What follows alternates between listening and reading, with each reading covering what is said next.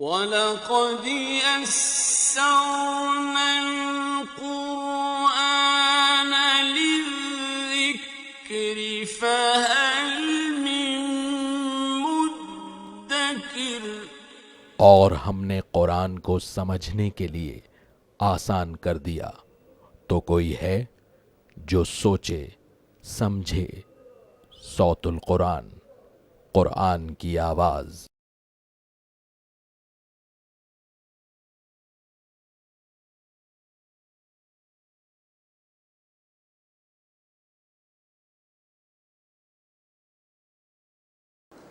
نحمده ونصلي على رسوله الكريم اما بعد فاعوذ بالله من الشيطان الرجيم بسم الله الرحمن الرحيم وإذ صرفنا إليك نفرا من الجن يستمعون القرآن فلما حضروه قالوا أنصتوا فلما قضي ولوا إلى قومهم منذرين۔ صدق اللہ العظیم۔ سورۃ الاحقاف آیت نمبر 29 سے ہم اپنا مطالعہ شروع کر رہے ہیں۔ یہ سورہ مبارکہ کا آخری رکوع چل رہا ہے، اور اب جنات کے حوالے سے ایک واقعے کو اللہ تعالیٰ نے بیان فرمایا ہے۔ ایک مرتبہ رسول اکرم صلی اللہ علیہ وسلم صحابہ کی جماعت کے ساتھ تشریف لے جا رہے تھے، اور راستے میں نخلا کے مقام پر فجر کی نماز آپ صلی اللہ علیہ وسلم ادا کر رہے تھے۔ اس موقع پر جنات کی ایک جماعت وہاں آئی اور اس نے قرآن کو سنا۔ اس کا ذکر ہے جو اس مقام پر اللہ تعالیٰ نے فرمایا۔ گویا مشرکین کو بھی بتایا جا رہا ہے کہ ایک طرف تو تم انسان ہو، اشرف المخلوقات بنائے گئے، اور اللہ کی کتاب کا انکار کر رہے ہو، اور اب جنات کا ذکر کیا جا رہا ہے کہ جنہوں نے اللہ کے رسول صلی اللہ علیہ وسلم کی دعوت کو قبول کر لیا تھا، قرآن کی چند آیات انہوں نے سنی اور وہ ایمان لے آئے تھے۔ یہ ذکر قرآن اس مقام پر کر رہا ہے۔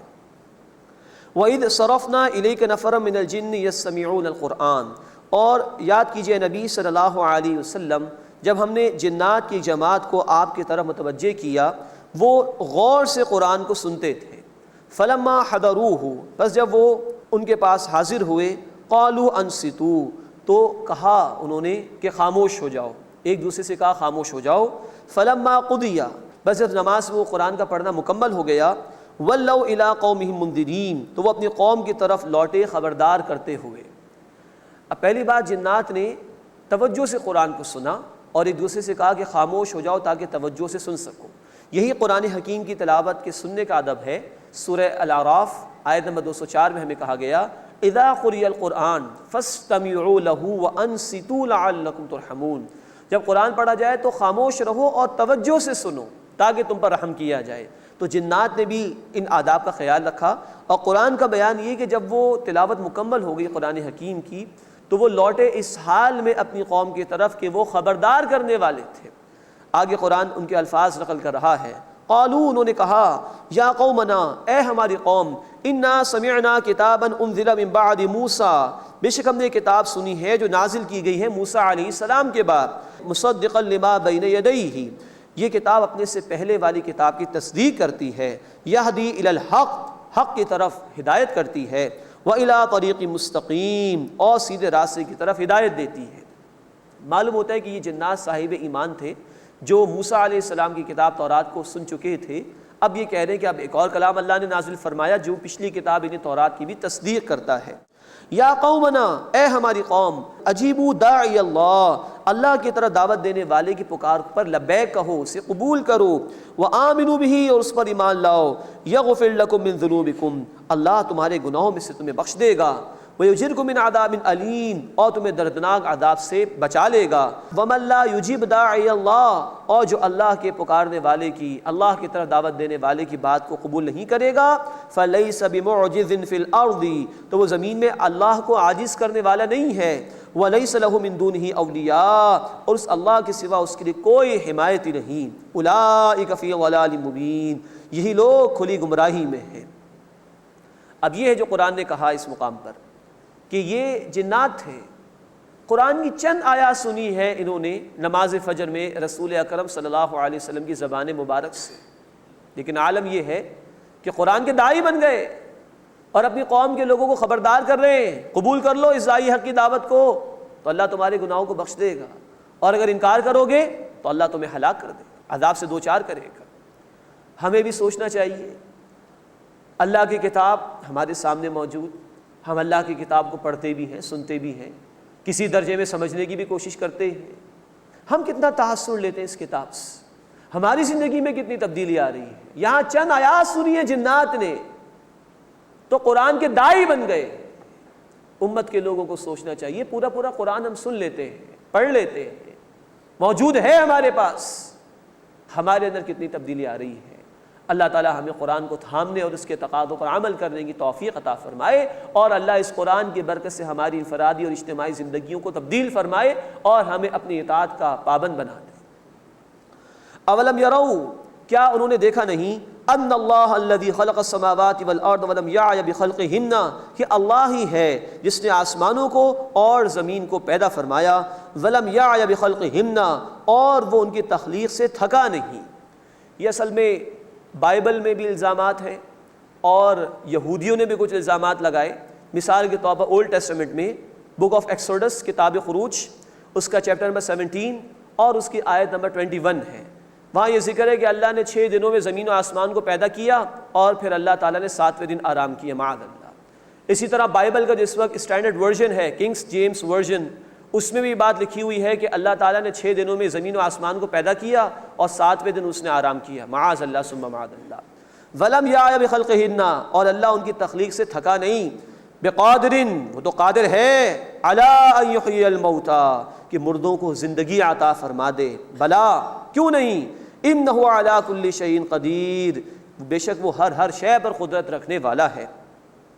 وَيَوْمَ يُعْرَضُ الَّذِينَ كَفَرُوا عَلَى النَّارِ, اور جس دن کفر کرنے والے آگ پر پیش کیے جائیں گے, پوچھا جائے گا ان سے, أَلَيْسَ هَذَا بِالْحَقِّ, کیا یہ حق نہیں؟ قَالُوا بَلَىٰ وَرَبِّنَا, وہ کہیں گے ہاں ہمارے رب کی قسم. قَالَ فَذُوقُوا الْعَذَابَ بِمَا كُنتُمْ تَكْفُرُونَ, اللہ تعالیٰ فرمائے گا پس تم عذاب چکھو اس بنا پر کہ تم انکار کیا کرتے تھے. فاصبر, پس اے نبی صلی اللہ علیہ وسلم صبر کیجئے, کما صبر اولو العزم من الرسل, جیسے عالی ہمت رسولوں نے صبر کیا. ولا تستعجل لهم, اور ان کے لیے عذاب کی جلدی نہ کیجیے. گزشتہ رسولوں پر بھی یہ حالات آئے, انہوں نے بھی دین کے راستے میں آنے والے مشکلات کو پوری عظمت کے ساتھ برداشت کیا. اے نبی آپ بھی برداشت کیجئے. کأنہم یوم یرون ما یوعدون, گویا جس دن وہ دیکھیں گے یعنی عذاب جس کا ان سے وعدہ کیا جاتا ہے, لم یلبثوا الا ساعۃ من نہار, تو انہیں کچھ ایسا ہی معلوم ہوگا کہ دنیا میں وہ صرف ایک دن کی ایک گھڑی ٹھہرے رہے ہیں. جس دنیا کے لیے بڑے بڑے منصوبے بنا رکھے تھے, جب قیامت میں آنکھ کھلے گی تو دن کی ایک گھڑی جتنا وقت محسوس ہوگا کہ یہ بسر کیا ہم نے. بلاغ, یہ قرآن پہنچا دیا جانا ہے. فَهَلْ يُهْلَكُ إِلَّا الْقَوْمُ الْفَاسِقُونَ, بس ہلاک نہیں ہوں گے مگر نافرمان لوگ. اللہ تعالیٰ اس ہلاکت سے ہماری حفاظت فرمائے اور اپنی کتاب کے تقاضوں پر عمل کرنے کی توفیق عطا فرمائے. بسم اللہ الرحمن الرحیم. الذین کفروا وصدوا عن سبیل اللہ اضل اعمالهم. اب سورہ محمد صلی اللہ علیہ وسلم کا آغاز ہو رہا ہے. اس سورت کا ایک اور نام بھی ہے سورۃ القتال. نوٹ فرمائیے کہ اب 13 مکی صورتوں کے بعد 3 مدنی صورتیں آ رہی ہیں. قرآن حکیم میں مکی مدنی صورتوں کی جو گروپ بعض اہل علم نے متعین کیے, اس کے اعتبار سے اب یہ 5واں گروپ چل رہا ہے, جس میں 13 مکی صورتیں ہم نے پڑھی سورہ سبا سے لے کے سورۃ الاحقاف تک. اب 3 مدنی صورتیں آ رہی ہیں, سورہ محمد, سورۃ الفتح اور سورۃ الحجرات. گویا اس گروپ میں 3 مدنی صورتیں ہیں جو اب انشاءاللہ ہم پڑھیں گے. سورہ محمد صلی اللہ علیہ وسلم یہ غزوہ بدر سے پہلے نازل ہوئی ہے, اور گویا کہ کہا جا سکتا ہے کہ سورۃ البقرہ میں بھی اشارے تھے قتال کے حوالے سے, اس میں مزید تاکید پیدا کر دی گئی اس سورہ مبارکہ کے نزول کے ذریعے سے. اور بدر سے پہلے قتال کے مراحل کے لیے اہل ایمان کو تیار کیا گیا ہے اس سورہ مبارکہ میں, اور منافقین کا بیان بھی اللہ تعالیٰ نے کیا ہے اس سورہ مبارکہ میں. ہم دیکھیں گے انشاءاللہ کہ سورہ محمد صلی اللہ علیہ وسلم, اس میں پہلا معرکہ جو ہوا اسلام و کفر کا یعنی غزوہ بدر, اس سے پہلے اللہ تعالیٰ نے کچھ باتیں ارشاد فرمائی, اور اس کے بعد سورہ الفتح آئے گی جو آخری فتح تھی, یعنی سب سے بڑی فتح فتح مکہ. اس سے پہلے سورۃ الفتح اللہ تعالیٰ نے نازل فرمائی. یہ دونوں صورتوں کے اندر مشابہت ہے کہ پہلے معرکے سے پہلے, بدر سے پہلے سورہ محمد کا نزول صلی اللہ علیہ وسلم, اور بڑی فتح فتح مکہ سے پہلے سورۃ الفتح کا نزول ہے جو اس کے بعد انشاءاللہ آئے گی. پہلے رکوع میں مشرکین کے متعلق اللہ تعالیٰ نے بات نقل کی ہے کہ ان کے اعمال ضائع ہو جائیں گے, اللہ کی مدد اہل ایمان کو حاصل ہوگی, اس کا ایک طریقہ حاصل کیے جانے کا بیان کیا گیا ہے, اور اللہ تعالیٰ نے وعید بھی عذاب کی بیان فرمائی ہے. الذین کفروا وصدوا عن سبیل اللہ، جن لوگوں نے کفر کیا اور اللہ کے راستے سے روکا، اضل اعمالہم، ان کے اعمال ضائع ہو گئے۔ وصدوا، اس کے دونوں تراجم ممکن ہیں، خود رکنا اور دوسروں کو روکنا۔ تو یہ وہ لوگ تھے جنہوں نے خود بھی اللہ کے دین کو ناپسند کیا اور دوسروں کو بھی اللہ کے دین کے راستے سے روکنے کی کوشش کی۔ الذین کفروا، جن لوگوں نے کفر کیا، وصدوا عن سبیل اللہ، اور اللہ کے راستے سے رکے اور دوسروں کو بھی روکا، اضل اعمالہم، اللہ نے ان کے اعمال اکارت کر دیے، ضائع کر دیے۔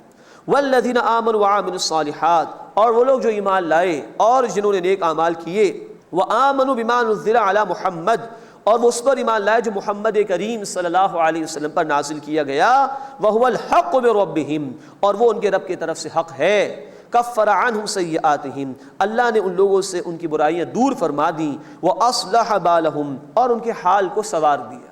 یہاں خاص طور پر ذکر کیا گیا جو ایمان لائے محمد صلی اللہ علیہ وسلم پر، کیونکہ مدینے میں یہود بھی آباد تھے، تو ان سے بھی کہا جا رہا ہے کہ محض پچھلی کتاب تورات پر ایمان کافی نہیں ہے اب تمہارے لیے، آخری کلام قرآن پر اور آخری رسول محمد صلی اللہ علیہ وسلم پر بھی ایمان لانا ضروری ہے، اس کے بغیر نجات ممکن نہیں۔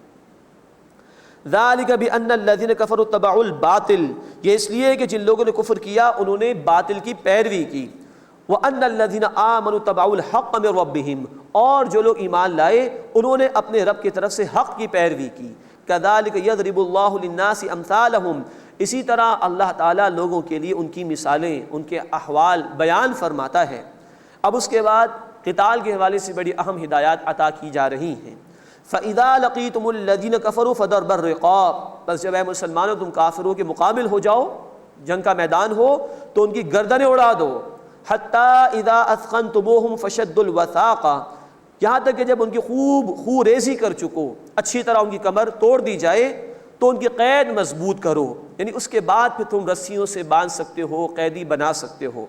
فَإِمَّا مَنًّا بَعْدُ وَإِمَّا فِدَاءً، بس اس کے بعد یہ احسان کرو یا معاوضہ لے کر چھوڑ دو، فدیہ لے کر چھوڑ دو۔ حَتَّى تَدْعَ الْحَرْبُ أَوْزَارَهَا، یہاں تک کہ جنگ اپنے ہتھیار رکھ دے۔ مراد یہ کہ اچھی طرح ان کی گردنیں اڑاؤ، جب بھرپور طور پر یہ وار کا سلسلہ مکمل ہو جائے، ان کی طاقت پوری طرح ختم ہو جائے، اس کے بعد اجازت ہے کہ تم ان کو قیدی بنا سکتے ہو۔ سورہ الانفال آیت نمبر 67 میں ایک ذکر آیا تھا اس حوالے سے کہ بدر کے موقع پر رسول اکرم صلی اللہ علیہ وسلم نے 70 مشرکین جب مارے گئے تو اس کے بعد مشرکین میں سے بعض کو قید کرنے کی اجازت دے دی تھی۔ اس پر اللہ تعالیٰ کی طرف سے کچھ تنبیہ آئی تھی کہ اتنی جلدی قیدی نہیں بنانا چاہیے تھا۔ اللہ کے رسول صلی اللہ علیہ وسلم نے کچھ اپنی نرمی کی وجہ سے بھی اور اس آیت مبارکہ سے استفادہ کرتے ہوئے قید کرنے کی اجازت دے دی تھی۔ اللہ تعالیٰ نے یہ فرمایا تھا کہ حَتَّى تَدْعَ الْحَرْبُ أَوْزَارَهَا، یہاں تک کہ جنگ اپنے ہتھیار ڈال دے، وہ وار کا جو سلسلہ ہے وہ پورا ختم ہو جائے۔ اللہ کے رسول صلی اللہ علیہ وسلم نے اس کو بیٹل سمجھا، معرکہ سمجھا، آپ کے دل میں شفقت اور نرمی بہت زیادہ تھی۔ تو بدر کے مارکے کو آپ نے سمجھا کہ اب ان کا معاملہ ختم ہو جائے گا، تو آپ صلی اللہ علیہ وسلم نے قیدی بنانے کی اجازت دے دی تھی۔ تو اس آیت مبارکہ سے آپ صلی اللہ علیہ وسلم نے استفادہ کیا تھا، اور یہ ذکر آ چکا ہے سورۃ الانفال آیت نمبر 67 میں۔ ذالک، یہ ہے حکم اللہ کا، وَلَوْ يَشَاءُ اللَّهُ لَانتَصَرَ مِنْهُمْ، اور اگر اللہ چاہتا تو ان سے ضرور انتقام لیتا۔ وَلَٰكِن لِيَبْلُوَ بَعْضَكُمْ بِبَعْضٍ، لیکن اللہ تعالیٰ چاہتا ہے کہ تم میں سے بعض کو بعض کے ذریعے سے آزمائے۔ اللہ قادر ہے کہ ان سارے مخالفین کو ختم کر دیں، لیکن اللہ تعالیٰ اہل ایمان کی بھی آزمائش کرنا چاہتا ہے۔ وہ چاہتا ہے کہ بعض لوگوں کو شہادت کا رتبہ مل جائے، وہ چاہتا ہے کہ ان حالات کے ذریعے سے اہل ایمان کی تربیت ہو، وہ چاہتا ہے کہ ان حالات کے ذریعے سے کھرے اور کھوٹے کا فیصلہ کر دیا جائے۔ والذین قتلوا فی سبیل اللہ، اور جو لوگ اللہ کے راستے میں قتل کر دیے گئے یعنی شہید کر دیے گئے، فلن یضل اعمالہم، تو اللہ ہرگز ان کے اعمال ضائع نہیں کرے گا۔ سیہدیہم ویصلح بالہم، اللہ جلد انہیں ہدایت عطا فرمائے گا اور ان کے حال کو سنوار دے گا۔ وَيُدْخِلُهُمُ الْجَنَّةَ عَرَّفَهَا لَهُمْ، اور اللہ انہیں جنت میں داخل فرمائے گا، اس نے ان کی پہچان کرا دی ہے انہیں، یعنی جنت کی پہچان کرا دی ہے اللہ تعالیٰ نے اہل ایمان کو۔ ایک تو یہ کہ اللہ تعالیٰ نے اس کی نعمتیں بیان فرمائی، اور اللہ کے رسول صلی اللہ علیہ وسلم نے اس کی وضاحت فرمائی بخاری شریف کی حدیث میں کہ ایک جنتی جب جنت میں داخل ہوگا تو اپنے گھر کو جو کہ جنت میں ہوگا کہیں زیادہ جانتا ہوگا اس گھر کے مقابلے میں جو دنیا میں اس کو دیا گیا تھا۔ اس کو اللہ تعالیٰ فرما رہے ہیں کہ وَيُدْخِلُهُمُ الْجَنَّةَ، اللہ انہیں جنت میں داخل فرمائے گا، عَرَّفَهَا لَهُمْ، اللہ تعالیٰ نے انہیں اس کی پہچان کرا دی ہے، اس جنت میں اللہ اہل ایمان کو داخل فرمائے گا۔ اللہم انا نسألک الجنہ، اے اللہ ہم تجھ سے جنت کا سوال کرتے ہیں۔ یا ایھا الذین آمنوا، اے وہ لوگوں جو ایمان لائے ہو، ان تنصروا اللہ ینصرکم، اگر تم اللہ کی مدد کرو گے تو اللہ تمہاری مدد فرمائے گا، ویثبت اقدامکم، اور تمہارے قدموں کو مضبوطی عطا فرما دے گا۔ یہ بڑی عظیم آیت ہے قرآن حکیم کی، اللہ کی اس سنت کے حوالے سے کہ اگر اللہ کے نیک بندے اللہ کے دین کے لیے محنت کریں تو اللہ ان کی مدد فرمائے گا۔ دنیا کے معاملات اسباب کے تحت چلتے ہیں، انسان بیمار ہو جاتا ہے، شفا اللہ ہی دیتا ہے، لیکن اس کو دوائی کے لیے ڈاکٹر کے پاس جانا پڑتا ہے۔ ایسے ہی اسباب کے تحت اہل ایمان کو دین کے لیے جد و جہد کرنی ہے، دین غالب اللہ ہی کرے گا، کل طاقت اس کے پاس، لیکن عالم اسباب میں وہ اہل ایمان کو کہتے ہیں کہ یہ کام اگر تم کر رہے ہو تو گویا تم میری مدد کر رہے ہو۔ کتنا بڑا اعزاز ہے جو اللہ اہل ایمان کو دے رہا ہے۔ تو اللہ کی مدد ہے اس کے دین کے لیے محنت کرنا، جد و جہد کرنا۔ یہ تفصیل آئی ہے سورہ الصف آیت نمبر 14 میں، کہ جب عیسیٰ علیہ السلام نے پکارا تھا کہ من انصاری اللہ، کون ہے میرا مددگار اللہ کی طرف، تو ان کے جو حواریین ساتھی تھے انہوں نے جواب دیا نحن انصار اللہ، ہم ہیں اللہ کے مددگار۔ تو رسول کی مدد اللہ کی مدد ہے، اور رسول کی مدد ہے دین کے کام میں، دین کی جد و جہد میں۔ تو فرمایا گیا کہ ان تنصروا اللہ ینصرکم، اگر تم اللہ کی مدد کرو گے اللہ تمہاری مدد فرمائے گا، ویثبت اقدامکم، اور تمہارے قدموں کو اللہ مضبوطی عطا فرما دے گا۔ آج ہم طرح طرح کے ظلم و ستم کا شکار ہیں، دنیا کے کسی بھی کونے میں ظلم ہو رہا ہے، مسلمان اس کا نشانہ ہے۔ بنیادی وجہ یہ کہ آج اللہ کی مدد ہمارے شامل حال نہیں ہے۔ اس کا واحد حل یہ ہے کہ ہم اللہ کے دین کی جد و جہد میں لگ جائیں تو اللہ کی مدد ہمارے شامل حال ہوگی، اور جب اللہ کی مدد ہمارے شامل حال ہو جائے گی تو کوئی ہمارا بال بھی بیکا نہیں کر سکے گا۔ قرآن نے کہا سورہ آل عمران آیت نمبر 160، ان ینصرکم اللہ فلا غالب لکم، اگر اللہ تمہاری مدد فرمائے کوئی تم پر غالب نہیں آ سکتا، وَإِن يَخْذُلْكُمْ فَمَنْ ذَا الَّذِي يَنصُرُكُم مِّن بَعْدِهِ، اور اگر وہ اپنی مدد کا ہاتھ تم پر سے کھینچ لے تو بتاؤ اس کے بعد کون ہے جو تمہاری مدد کرے گا۔ یہ آیت ہے ہمارے مسائل کا حل۔ آج ہم اللہ کے دین کو تھام لیں، اس کی دین کی جد و جہد میں لگ جائیں، اللہ کی مدد ہمارے شامل حال ہو جائے گی۔ اللہ اپنے دین کی جد و جہد میں ہمیں بھی اپنی جان اور اپنے مال اور اپنے اوقات اور اپنی صلاحیتوں کے ساتھ شریک ہونے کی توفیق عطا فرمائے۔ والذین کفروا، اور جن لوگوں نے کفر کیا، فتعسا لہم واضل اعمالہم، تو ان کے لیے تباہی ہے اور اللہ نے ان کے اعمال ضائع کر دیے۔ ذالک بانہم کرہوا ما انزل اللہ، یہ اس لیے کہ اللہ نے جو نازل کیا ان لوگوں نے اسے ناپسند کیا، قرآن کو ناپسند کیا ایسے لوگوں نے۔ فاحبط اعمالہم، تو اللہ نے ان کے اعمال ضائع کر دیے۔ افلم یسیروا فی الارض، کیا وہ زمین میں چلے پھرے نہیں، فینظروا کیف کان عاقبۃ الذین من قبلہم، کہ وہ دیکھ لیتے کہ کیسا انجام ہوا ان لوگوں کا جو ان سے پہلے تھے۔ دمر اللہ علیہم، اللہ نے ان کو تباہ کر دیا۔ وللکافرین امثالھا، اور کافروں کے لیے انہی کی مانند سزا ہوگی۔ اب جو مخالفین ہیں وہ بھی کان کھول کر سن لیں، جو اللہ کے دین کی مخالفت کرے گا وہ برباد کر دیا جائے گا۔ ان الفاظ کے ذریعے سے ایک طرف مشرکین مکہ کو تنبیہ کی جا رہی ہے، ان کو سنایا جا رہا ہے کہ دیکھو اللہ کا عذاب آ رہا ہے، اور دوسری طرف اہل ایمان کو تسلی دی جا رہی ہے کہ مخالفین کسی بھی دور کے ہوں کبھی بھی اللہ کی پکڑ سے وہ بچے نہیں۔ ذالک بان اللہ مولی الذین آمنوا، یہ اس لیے کہ اللہ ان لوگوں کا کارساز ہے جو ایمان لائے، وان الکافرین لا مولی لہم، اور کفر کرنے والوں کے لیے کوئی کارساز نہیں ہے، ان کی پشت پناہی پر کوئی نہیں۔ اہل ایمان کے لیے موٹیویشن ہے، ترغیب ہے کہ ان کی پشت پناہی پر اللہ ہے، انہیں آگے بڑھ کر اللہ کے دین کے لیے محنت کرنی چاہیے۔ اس کے بعد اس سورہ مبارکہ کا دوسرا رکوع آ رہا ہے، اس میں اللہ کی نعمتوں کا ذکر ہے اور نیک اور برے لوگوں کا انجام بھی بیان کیا گیا ہے۔ ان اللہ یدخل الذین آمنوا وعملوا الصالحات جنات، بے شک اللہ تعالیٰ داخل فرمائے گا ان لوگوں کو جو ایمان لائے اور جنہوں نے نیک اعمال کیے، باغات میں، تجری من تحتها الانہار، جن کے نیچے نہریں جاری ہیں۔ والذین کفروا، اور جن لوگوں نے کفر کیا، یتمتعون ویأکلون، وہ فائدہ اٹھاتے ہیں اور کھاتے ہیں، کما تأکل الانعام، جیسے جانور کھاتے ہیں، والنار مثوی لہم، اور آگ ان کا ٹھکانہ ہے۔ جانور بھی کھاتے پیتے لیکن ان کی زندگی کا کوئی مقصد نہیں ہوتا اور ان سے کوئی حساب کتاب کا معاملہ نہیں۔ انسان بھی اگر نرا حیوان بن جائے اور اسی حیوانی سطح پر زندگی بسر کرے کہ کھائے پیے اور دنیا ہی میں مگن رہے، تو گویا اس میں اور جانور میں کوئی فرق نہیں رہا۔ تو یہ جانوروں کا معاملہ ہے کہ ان کی زندگی کا کوئی اصول یا کوئی نسب العین نہیں ہوتا.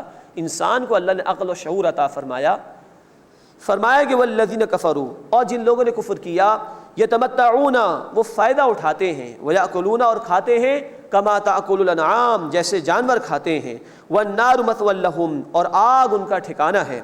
وکأی من قریۃ ہی اشد قوۃ من قریتک التی اخرجتک، اور بہت سی بستیاں ہیں وہ بہت ہی سخت تھیں قوت میں اے نبی صلی اللہ علیہ وسلم آپ کی بستی سے، جس کے رہنے والوں نے آپ کو نکال دیا. ان لوگوں نے آپ صلی اللہ علیہ وسلم کو ہجرت پر مجبور کیا تھا. اہلکناہم، ہم نے ان بستیوں کو ہلاک کیا، فلا ناصر لہم، تو ان کے لیے کوئی مدد کرنے والا نہ ہوا. مراد ہے جب وہ لوگ جو گزشتہ تھے ہلاک کر دیے گئے تو یہ لوگ بھی اللہ کی پکڑ سے بچ نہیں سکیں گے.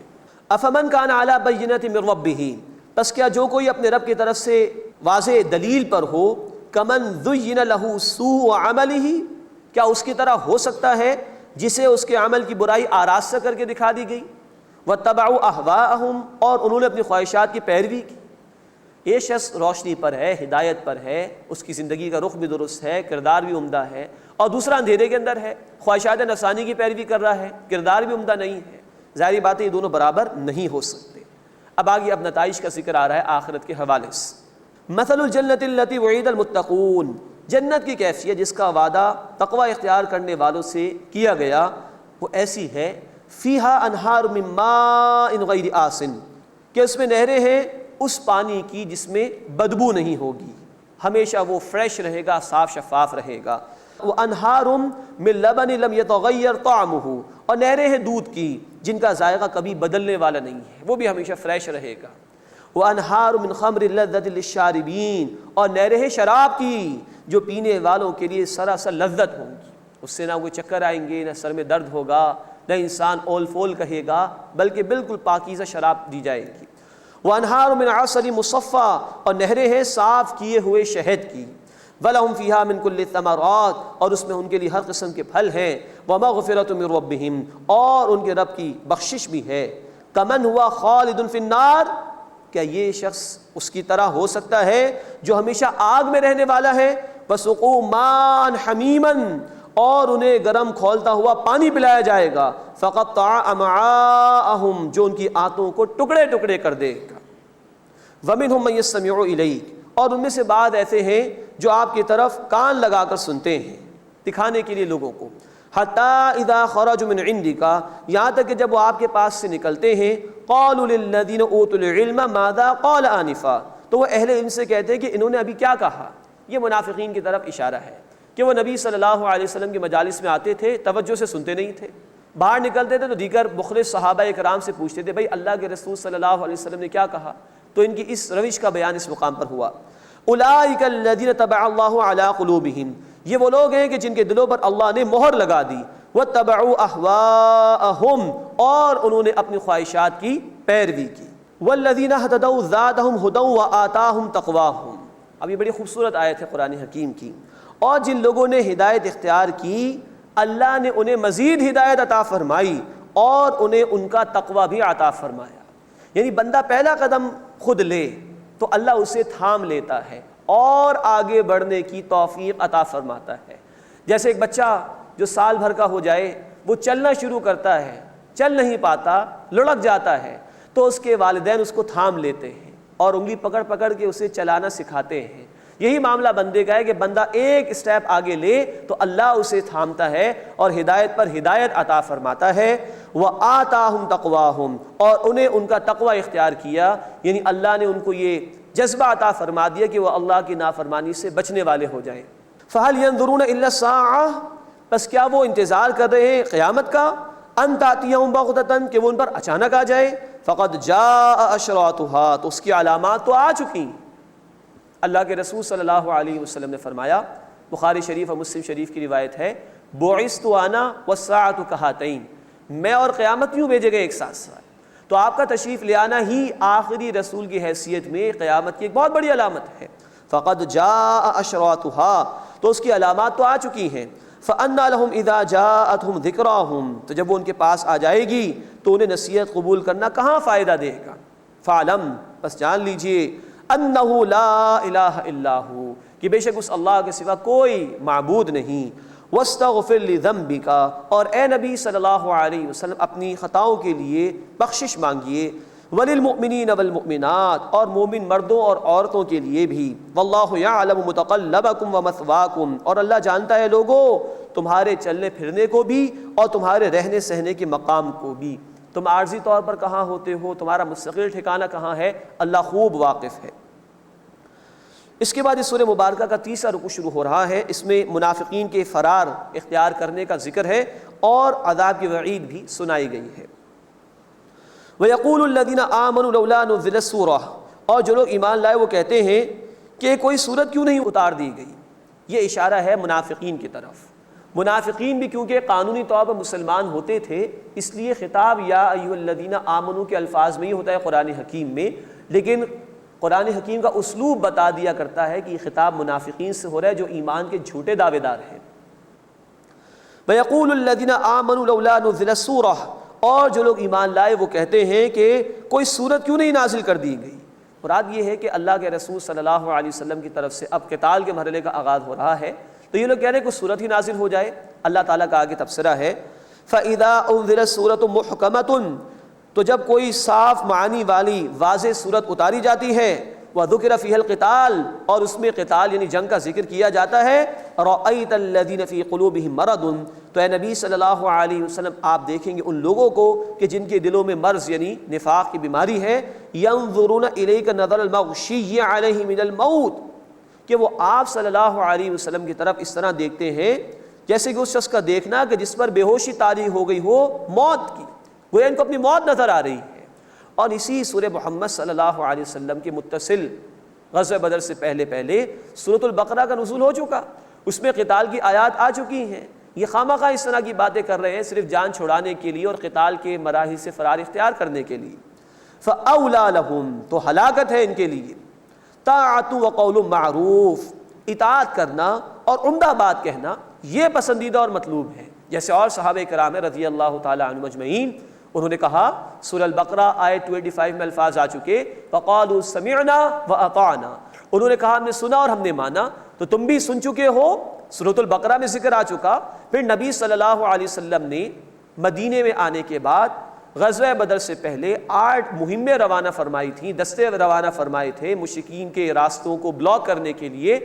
یہ سب کچھ اللہ کے رسول صلی اللہ علیہ وسلم اس سب کا آغاز کر چکے تھے، تو ان کو چاہیے تھا کہ یہ بات کو مانتے اور اطاعت کرتے، لیکن یہ فرار اختیار کر رہے ہیں۔ طاعت وقول معروف، اطاعت کرنا اور عمدہ بات کہنا یہ مطلوب ہے۔ فَإِذَا عَزَمَ الْأَمْرُ، پھر جب کام پختہ ہو جاتا، فَلَوْ صَدَقُوا اللَّهَ لَكَانَ خَيْرًا لَهُمْ، تو اگر وہ اللہ کے ساتھ سچے ہوتے تو یہ ان کے لیے بہتر ہوتا۔ اب یہ جہاد کے مراحل میں قتال کا مرحلہ آ گیا ہے، تو اگر یہ واقعتاً سچے ہیں اپنے ایمان کے دعوے میں تو ضرور نکلیں، ضرور اللہ کے دین کی خاطر نکلیں اور محنت کریں، تیاری کریں اس کے لیے، یہ ان کے لیے بہتر ہوتا۔ فَهَلْ عَصَيْتُمْ إِن تَوَلَّيْتُمْ أَن تُفْسِدُوا فِي الْأَرْضِ وَتُقَطِّعُوا أَرْحَامَكُمْ، سو تم سے بعید نہیں تھی کہ اگر تم لوگ حاکم بن جاتے تو تم فساد مچاتے زمین میں اور اپنے رشتوں کو توڑ ڈالتے۔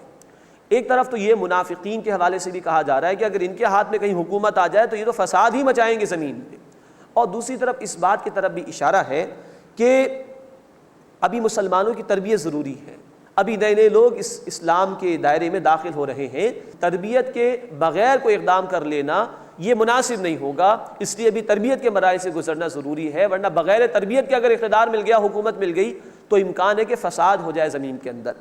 اولئک الذین لعنہم اللہ، یہ وہ لوگ ہیں جن پر اللہ نے لعنت فرمائی، فاصمہم واعمی ابصارہم، پھر اللہ نے انہیں بہرا کر دیا اور ان کی آنکھوں کو اندھا کر دیا۔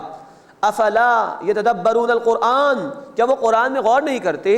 ام علی قلوب اقفالها، کیا ان کے دلوں پر تالے پڑ گئے ہیں؟ یعنی اس نفاق کی بنیادی وجہ ہے کہ دل میں ایمان موجود نہیں، اور وہ ایمان ملتا ہے قرآن کے ذریعے۔ سورہ انفال آیت نمبر 2، اذا تلیت علیہم آیاتہ زادتہم ایمانا، جب جب اللہ کے نیک بندوں کے سامنے قرآن کی آیات کی تلاوت کی جاتی ہے تو یہ آیات ان کے ایمان میں اضافہ کر دیتی ہیں۔ تو ان منافقین کو بھی کہا جا رہا ہے کہ اگر دلوں کے اندر ایمان کی کمی ہے تو قرآن پر غور و فکر کرو۔ کیا ان کے دلوں پر تالے لگے ہوئے ہیں؟ یہ قرآن سمجھنے کی کوشش نہیں کر رہے، قرآن سے ایمان حاصل کرنے کی کوشش نہیں کر رہے، اس کی دعوت دی جا رہی ہے ان کو۔ معلوم ہوا کہ ایمان کی کمزوری کی وجہ سے ہی انسان دین کے تقاضوں سے فرار اختیار کرتا ہے، اور اس ایمان کے حصول کی جو اولین سورس ہے وہ قرآن حکیم ہے۔ اللہ اس قرآن کے ذریعے سے ہمیں حقیقی ایمان حاصل کرنے کی توفیق عطا فرمائے اور اپنے دین کے لیے محنت کرنے کی توفیق عطا فرمائے۔ ان الذین ارتدوا علی ادبارہم من بعد ما تبین لہم الہدی، بے شک جو لوگ اپنی پیٹھ پھیر کر پلٹ گئے اس کے بعد کہ ان کے لیے ہدایت واضح ہو گئی، الشیطان سول لہم، شیطان نے ان کے لیے آراستہ کر کے دکھا دیا، ان کی برائیوں کو شیطان نے بڑا مزین کر دیا ان کے لیے، وَأَمْلَى لَهُمْ، اور انہیں امیدیں دلائیں شیطان نے، ذَلِكَ بِأَنَّهُمْ قَالُوا لِلَّذِينَ كَرِهُوا مَا نَزَّلَ اللَّهُ، یہ اس لیے کہ انہوں نے ان لوگوں سے کہا جنہوں نے اس کو ناپسند کیا جو اللہ نے نازل کیا، اشارہ یہود کی طرف ہے۔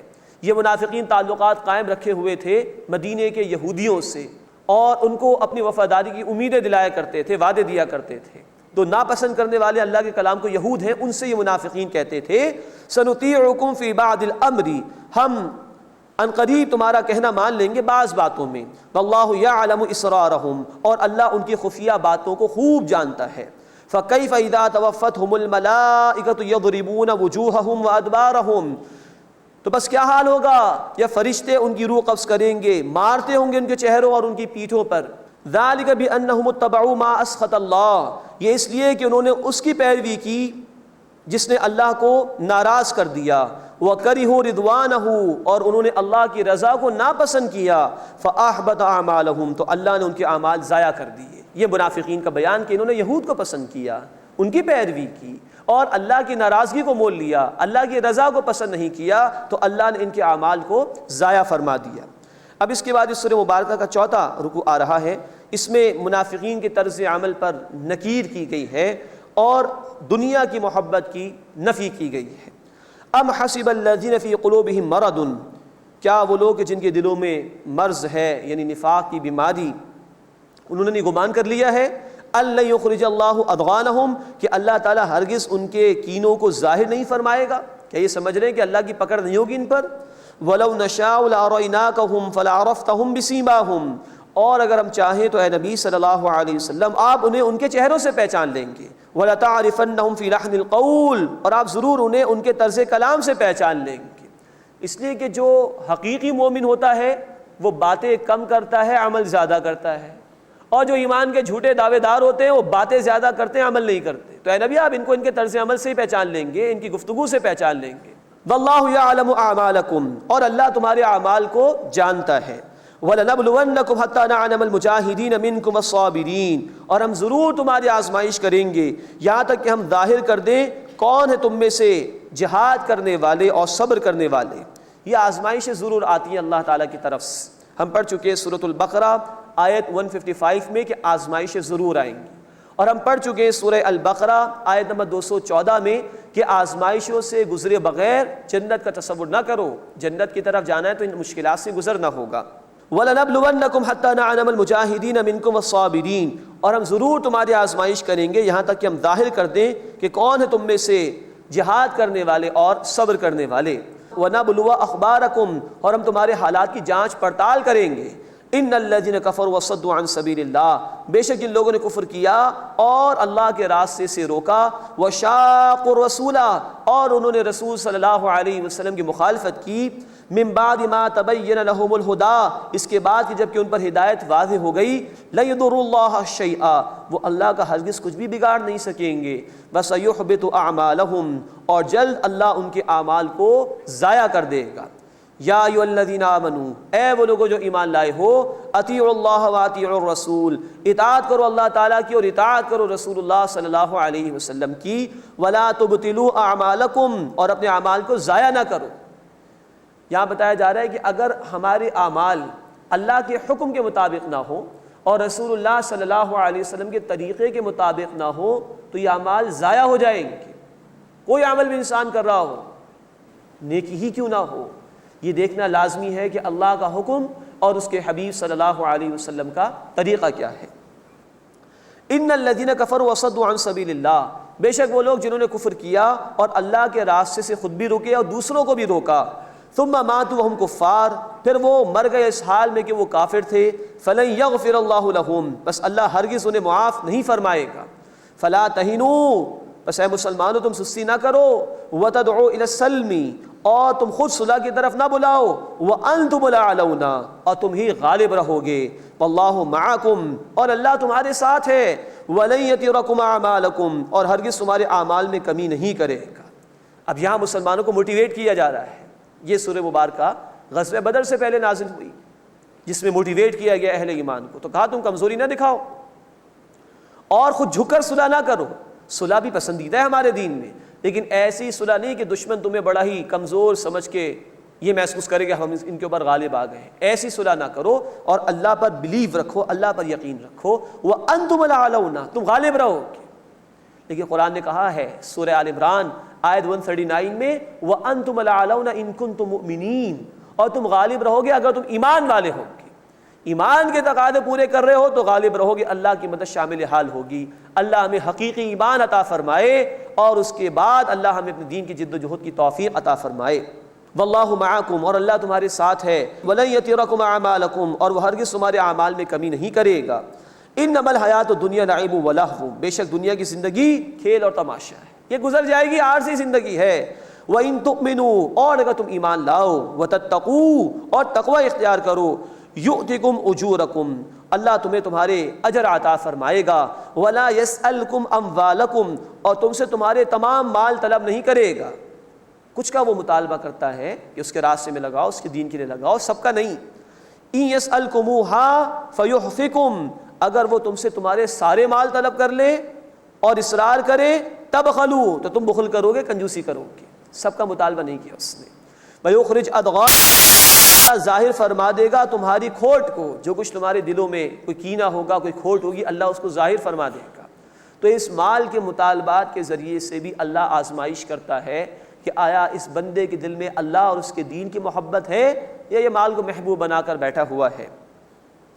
ہاں انتم ہؤلاء تدعون لتنفقوا فی سبیل اللہ یہ تمہیں تو ہو کہ تمہیں پکارا جاتا ہے کہ تم اللہ کے راستے میں خرچ کرو۔ فمنکم من یبخل پھر تم میں سے کوئی ایسا ہے جو کنجوسی کرتا ہے، ومن یبخل اور جو کنجوسی کرتا ہے فانما یبخل عن نفسہ تو بے شک وہ اپنے ہی خلاف کنجوسی کرتا ہے، اس کا وبال اسی پر جائے گا۔ واللہ الغنی اور اللہ بے نیاز ہے، وانتم الفقراء اور تم فقیر ہو، تم محتاج ہو۔ وان تتولوا اور اگر تم روگردانی کرو گے، تم پیٹھ پھیرو گے، یستبدل قوما غیرکم اللہ تمہاری جگہ بدل کر کسی اور قوم کو لے آئے گا، ثم لا یکونوا امثالکم پھر وہ تمہارے جیسے نہیں ہوں گے۔ اب یہ منافقین کے حوالے سے بھی بڑا سخت کلام آ گیا اللہ کی طرف سے، تم قبول نہیں کرو گے اللہ کسی اور کو لے آئے گا، جیسا کہ اللہ تعالیٰ نے صحابہ اکرام رضی اللہ تعالیٰ عنہم اجمعین کو اس مقدس فریضے کی ادائیگی کے لیے قبول فرما لیا، اور انہوں نے اللہ کے حبیب صلی اللہ علیہ وسلم کے ساتھ اللہ کے راستے میں جنگ بھی کی، محنت کی اپنی جان اور اپنے مال کے ساتھ۔ تو اللہ کسی کا محتاج نہیں ہے، محتاج تو انسان ہے۔ ہاں انسان یہ دیکھے کہ کیا وہ یہ سعادت حاصل کرنا چاہتا ہے کہ نہیں، کہ اللہ کے دین کے لیے محنت کرے اور اللہ کے محبوب بندوں میں شامل ہو جائے، جن کو اللہ کہتا ہے کہ تم جب دین کا کام کرو گے تو گویا تم میری مدد کر رہے ہو۔ تو اللہ ہمارا محتاج نہیں، ہم اللہ کے محتاج ہیں۔ ہم یہ کام کریں تو اس میں ہمارا ہی بھلا ہے۔ اللہ ہمیں توفیق عطا فرمائے کہ ہم اس کے حبیب صلی اللہ علیہ وسلم کے نقش قدم کی پیروی کرتے ہوئے اپنی جان اور اپنے مال سے اللہ کے راستے میں جہاد کریں، محنت کریں اور اس کے دین کو سربلند کرنے کے لیے جد و جہد کریں۔ بسم اللہ الرحمن الرحیم انا فتحنا لک فتحا مبینا اب سورۃ الفتح کا آغاز ہو رہا ہے۔ سن 6 ہجری میں نبی اکرم صلی اللہ علیہ وسلم عمرے کے لیے تشریف لے گئے تھے۔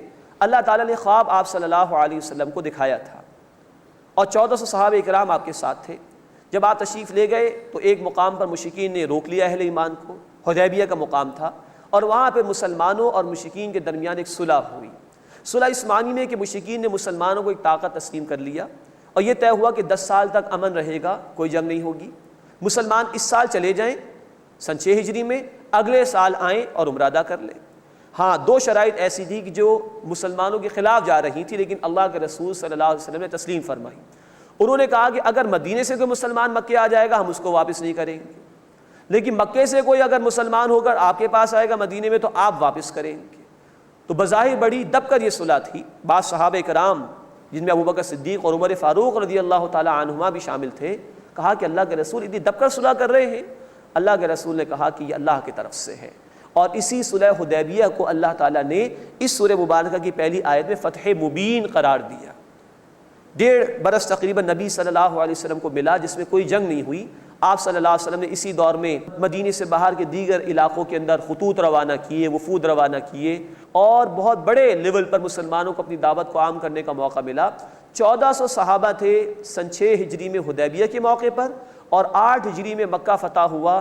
10,000 کا لشکر رسول اللہ صلی اللہ علیہ وسلم کے ساتھ تھا۔ اتنی تیزی کے ساتھ قبول اسلام میں اضافہ ہوا۔ یہ برکات تھیں اس صلح حدیبیہ کی جسے اللہ تعالیٰ نے فتح مبین قرار دیا ہے۔ پہلے رکوع میں انشاءاللہ تعالیٰ ہم دیکھیں گے کہ اس فتح مبین کا ذکر ہے، اللہ کی مدد آنے کا ذکر بھی ہے، اور بیعت رضوان ہوئی تھی اس کا ذکر بھی ہے کہ مسلمانوں کی طرف سے نبی صلی اللہ علیہ وسلم نے حضرت عثمان رضی اللہ تعالیٰ عنہ کو بھیجا تھا کہ وہ جائیں اور مشرکین سے گفت و شنید کریں۔ ان کو روک لیا گیا اور یہ افواہ پھیلا دی گئی کہ عثمان رضی اللہ تعالیٰ عنہ شہید کر دیے گئے۔ اللہ کے رسول صلی اللہ علیہ وسلم نے 1400 صحابہ کرام سے بیعت لی کہ ہم عثمان کے قتل کا بدلہ لیں گے۔ یہ بیعت رضوان کہلاتی ہے۔ اس رکوع میں انشاءاللہ اس کا ذکر بھی آئے گا۔ انا فتحنا لک فتحا مبینا، بے شک اے نبی صلی اللہ علیہ وسلم ہم نے آپ کو واضح فتح عطا فرمائی۔ لیغفر لک اللہ ما تقدم من ذنبک وما تأخر، تاکہ اللہ تعالیٰ آپ کی اگلی پچھلی خطاؤں کو معاف فرما دے۔ وَيُتِمَّ نِعْمَتَهُ عَلَيْكَ، اور تاکہ آپ صلی اللہ علیہ وسلم پر اللہ اپنی نعمت مکمل فرما دے۔ وَيَهْدِيَكَ صِرَاطًا مُسْتَقِيمًا، اور اللہ تعالیٰ آپ کو کامیابی کے ساتھ سیدھے راستے پر لے جائے۔ یہاں اللہ کے رسول صلی اللہ علیہ وسلم کی خطاؤں کی معافی کا اعلان ہے۔ اللہ کے رسول صلی اللہ علیہ وسلم اور دیگر تمام انبیاء اللہ کی خاص نگرانی میں ہوتے تھے، ان سے گناہ کا تو سوال ہی پیدا نہیں ہوتا کہ ہو جائے۔ ہاں، ان کے مقام بلند کے اعتبار سے وہ کبھی محسوس کرتے تھے کہ اللہ سے تعلق میں کچھ کمی آ گئی ہے، تو وہ اپنے بلند مقام کے اعتبار سے محسوس کرتے تھے کہ ہم سے خطا ہو گئی ہے، اس پر وہ اللہ سے استغفار کرتے تھے۔ مزید ان الفاظ میں تو شان بیان ہو رہی ہے اللہ کے رسول صلی اللہ علیہ وسلم کی، آپ اے نبی کچھ بھی کر لیں، اللہ نے معاف فرما دیا آپ صلی اللہ علیہ وسلم کو۔ اور پھر امت کے لیے یہ تلقین ہے کہ جب اللہ کے حبیب صلی اللہ علیہ وسلم اتنی استغفار کرتے تھے تو امت کو کتنی بخشش مانگنی چاہیے، کتنا استغفار کا اہتمام کرنا چاہیے اللہ کے حضور میں۔ وَيَنْصُرَكَ اللَّهُ نَصْرًا عَزِيزًا، اور اللہ تعالیٰ آپ کو زبردست نصرت عطا فرمائے۔ هُوَ الَّذِي أَنزَلَ السَّكِينَةَ فِي قُلُوبِ الْمُؤْمِنِينَ، وہی اللہ ہے جس نے اہل ایمان کے دلوں میں تسلی نازل فرمائی، اطمینان عطا فرمایا۔ لِيَزْدَادُوا إِيمَانًا مَعَ إِيمَانِهِمْ، تاکہ وہ بڑھ جائیں اپنے ایمان میں ایمان کے ساتھ، ان کے ایمان میں اور اضافہ ہو جائے۔ وَلِلَّهِ جُنُودُ السَّمَاوَاتِ وَالْأَرْضِ، اور اللہ ہی کے لیے ہے لشکر آسمانوں اور زمین کے۔